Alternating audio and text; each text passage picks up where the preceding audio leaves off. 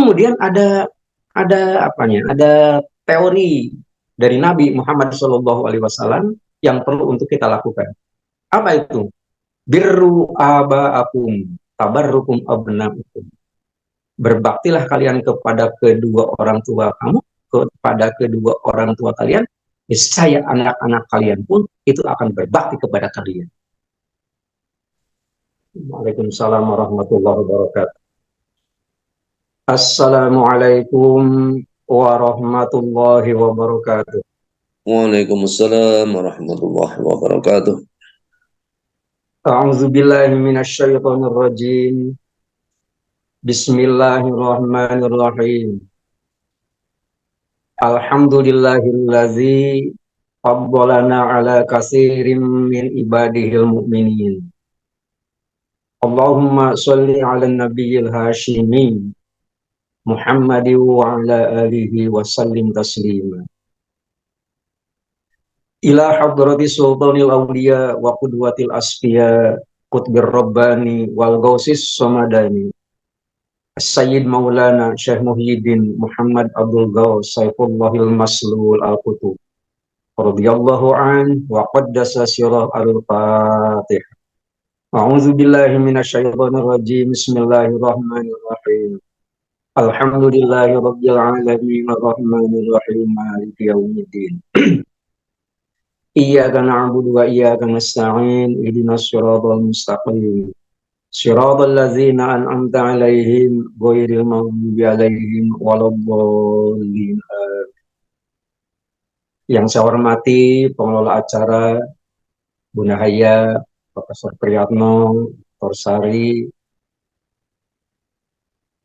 Al-Mukarramun segenap wakil talqin Syekh Mursyid, terutama yang hadir pada moai subuh ini, segenap ikhwan akhwat baik yang secara langsung ataupun sedang menyimak di penjuru dunia di sebelah manapun, yang saya cintai, yang saya banggakan.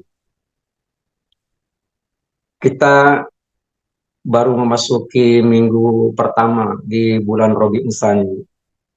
Rabiul Tsani itu hurufnya ada 10. Ro, ba, ya, ain, alif, lam, sa, alif, nun, dan iya. Huruf yang kedua adalah huruf ba. Huruf ba di dalam kitab Fadailus Syuhur itu dimaknai sebagai birrul walidain. Birrul walidain secara harfiah mungkin diterjemahkan sebagai berbakti kepada kedua orang tua. Ternyata berbakti kepada kedua orang tua itu mempunyai kedudukan tinggi dalam pandangan agama. Salah satu firman Allah Subhanahu wa taala yang tercantum di dalam Al-Qur'an surat Luqman menyebutkan bahwa wawassainal insan biwalidayhi hamalathu ummuhu wahnan ala wahnin wa fisaluhu fi amain anishkurli wali walidaika ilayal masir. Kami telah mewasiatkan kepada manusia agar berbuat baik kepada kedua orang tua. Sangat beralasan. Mengapa Allah Subhanahu wa taala sampai begitu tinggi menempatkan berbakti kepada kedua orang tua sampai dengan menggunakan kalimat khusus berwasiat? Karena dua hal. Yang pertama, hamalathu ummuhu wahnan ala wahnin.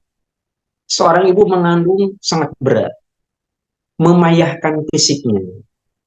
Kita ketahui, kita berada di dalam rahim ibu kita masing-masing itu selama 9 bulan 10 hari. Betapa beratnya ibu kita mengandung kita selama 9 bulan, dibawa kemana-mana, semakin hari semakin berat, dan lain sebagainya. Itu dikatakan sebagai wahnan ala wahnin. Setelah kita dilahirkan ke dunia, itu ternyata masih ada kewajiban orang tua, yaitu wafisoluhu fi amain, menyusui selama 2 tahun, tidak tanggung-tanggung. Jadi apabila kita menghendaki agar generasi kita menjadi generasi yang baik, terutama masalah fisiknya, maka jangan diabaikan. susui mereka sampai 2 tahun. Dua hal ini yang menyebabkan mengapa Allah Subhanahu wa taala sampai mengatakan anishkur li wali walidaika ilayyal masir.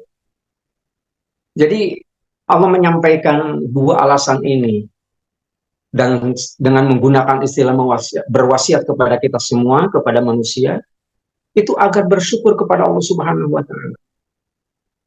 Bersyukur kepada Allah Subhanahu wa taala, teristimewa kita ini diciptakan oleh Allah Subhanahu wa taala sebagai manusia. Betapa terhinanya kita manakala kita dilahirkan ataupun hadir ke dunia ini bukan sebagai manusia. Manusia sebagai makhluk utama. Walaqad karramna bani Adam. Kami muliakan keturunan Nabi Adam. Dimuliakan oleh Allah Subhanahu wa taala. Ini yang wajib untuk kita syukur. Itu yang pertama. Yang kedua adalah wali-wali daika. Kita ini diperintahkan oleh Allah Subhanahu wa taala untuk bersyukur kepada Allah Subhanahu wa taala melalui bakti kita kepada kedua orang tua kita.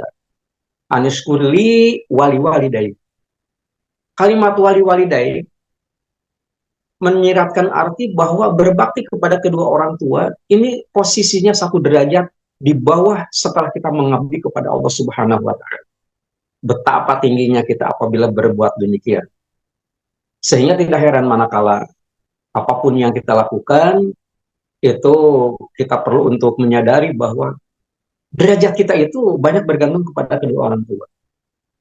Sampai-sampai ada satu hadis Nabi yang terkenal bahwa surga itu di bawah telapak kaki ibu. Karena begitu besarnya jasa seorang ibu. Ada satu ilustrasi. Andai kata seorang ibu pengen melaksanakan ibadah haji secara syariat, datang ke Makkah Al-Mukarramah, kemudian minta digendong oleh anaknya, dan anaknya mampu untuk melakukannya, maka jasa seorang ibu belum bisa dikembalikan gara-gara. Begitu hebatnya jasa seorang ibu. Begitu ya. Nah ini persoalan yang harus kita wujudkan, yang harus kita jawab, dan dijawabnya tidak dengan kata-kata. Kita harus menjawab dengan perbuatan nyata. Di antara kita mungkin ada yang sempat mengeluh, sempat mengharapkan, dan lain sebagainya.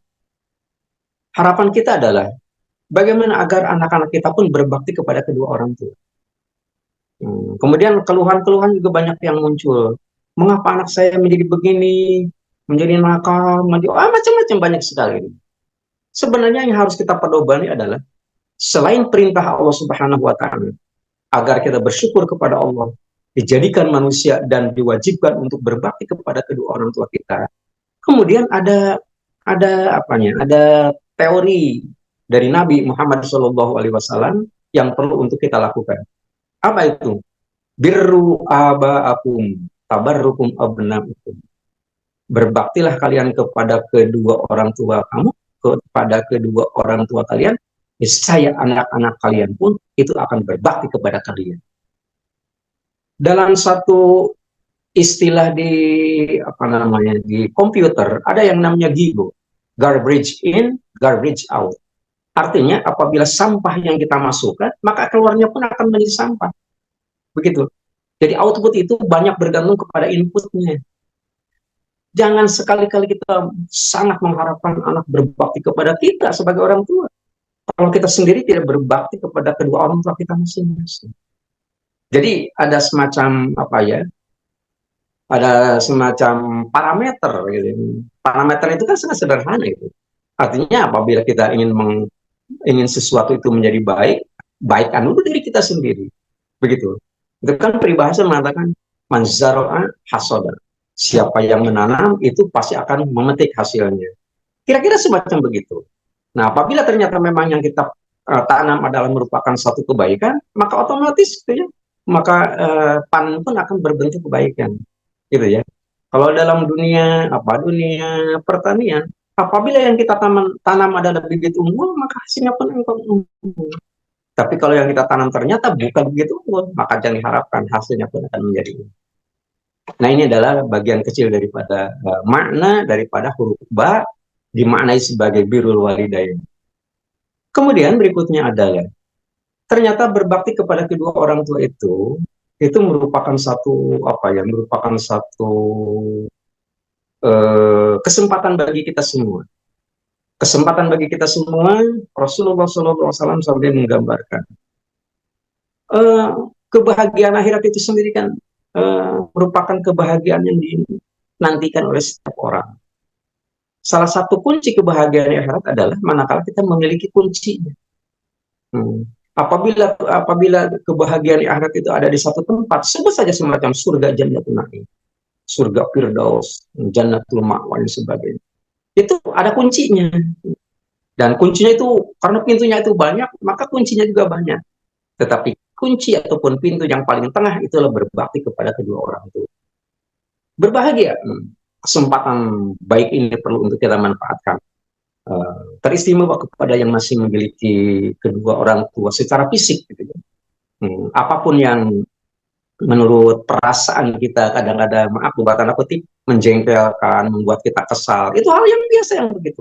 Itu merupakan salah satu mata uji bagi kita apakah kita mampu untuk melewatinya ataupun tidak.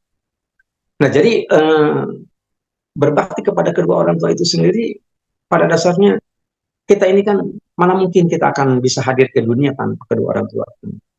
Jadi kalau dikatakan sebagai mun'im, Allah Subhanahu wa taala sebagai mun'im hakiki. Pemberi nikmat yang sebenarnya adalah Allah Subhanahu wa taala. Makanya menurut kita umpamanya ada nikmat kecil, sebenarnya tidak ada. Semua nikmat adalah besar. Tetapi kita memandang bukan masalah kecil sebenarnya, memandang hal-hal yang biasa saja semacam demikian. Itu sebenarnya yang patut kita syukuri karena apa? Karena ini merupakan anugerah daripada Allah Subhanahu wa taala. Itu bersyukur pertama harus kepada Allah Subhanahu wa taala. Itu dikatakan sebagai mun'im hakiki, pemberi nikmat. Hakiki, pemberi nikmat yang sebenarnya. Tetapi di dalam apa ya, interaksi sosial dalam kehidupan sehari-hari kita, baik kapasitas kita sebagai pribadi, kapasitas kita sebagai seorang muslim, kapasitas kita sebagai bagian daripada keluarga, bagian daripada anggota keluarga besar kita, bagian daripada masyarakat kita. Itu ada juga yang berstatus sebagai mun'im wasili, pemberi nikmat wasilah, pemberi nikmat antar. Pemberi nikmat antar diantaranya adalah kedua orang tua kita.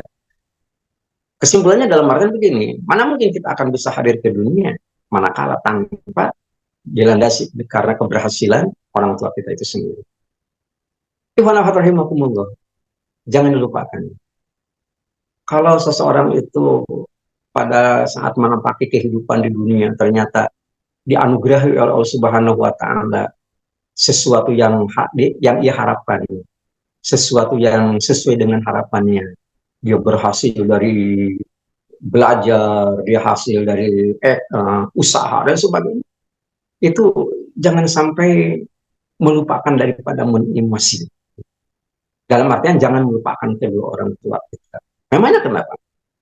Kalau ternyata memang kita beranggapan bahwa segala sesuatu itu merupakan hasil karya kita, sebenarnya yang lebih hebat adalah kedua orang tua kita. Kalau kita saja bisa menuntut ilmu, sebenarnya yang menyekolahkan kita juga adalah lebih bahagia, lebih hebat lagi. Itulah kedua orang tua kita. Jadi dikatakan dikait-kaitkan dengan disiplin ilmu apapun, berbakti kepada kedua orang tua ada posisi yang sangat tinggi. Satu derajat di bawah setelah kita mengabdi kepada Allah Subhanahu wa taala. Saya kerucutkan sedikit bahwa ternyata memang kalimat birru aba birru aba akum tabarrukum abna hukum, berbaktilah kalian kepada kedua orang tua, maka otomatis anak-anak kalian pun akan berbakti kepada kalian. Ini merupakan satu tantangan bagi kita. Sebab pada dasarnya adalah manusia yang lahir ke dunia kan kemungkinannya kan ada 4. Di dalam Al-Quran hanya begitu.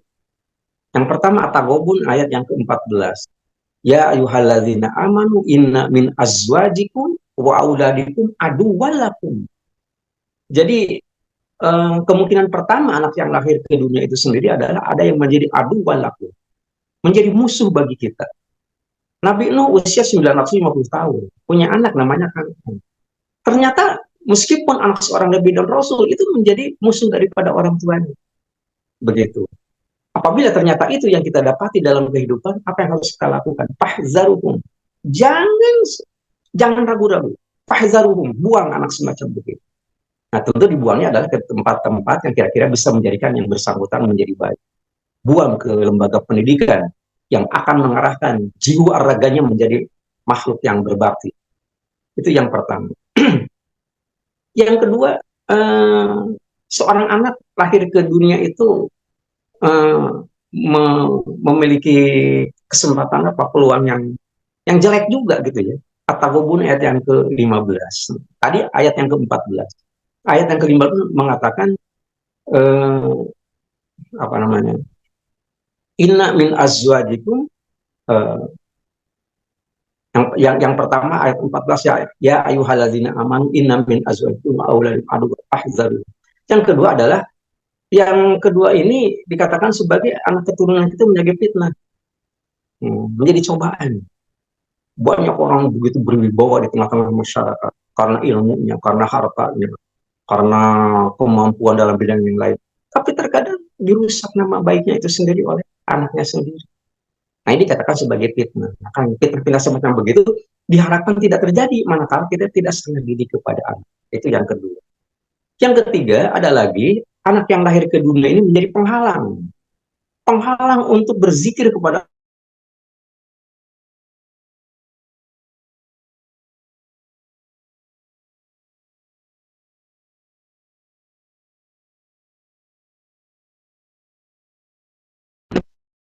jangan kau jadikan harta kekayaan dan anak keturunan itu sebagai penghalang untuk berzikir kepada Allah Subhanahu wa taala.